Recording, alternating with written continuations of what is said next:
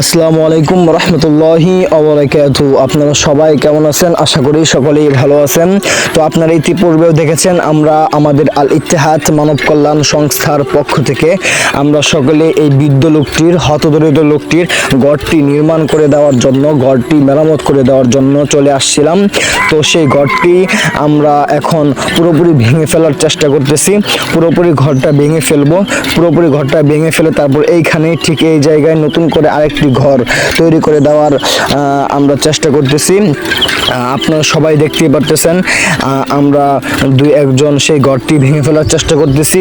আর আমাদের আল ইত্তেহাদ মানব কল্যাণ সংস্থার আরও যে আমাদের ভাইরা আছে তারা আমরা সকলেই বাঁশ কাটার জন্য চেষ্টা করতেছি।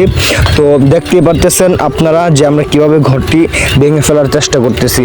আপনারা সকলেই আমাদের পাশে থাকেন যাতে আমরা এরকম হতদরিদ্র লোকদেরকে আরও সাহায্য সহযোগিতা করতে পারি, আরও হতদরিদ্র লোকদেরকে আমরা সাহায্য সহযোগিতা করে তাদের পাশে দাঁড়াতে পারি।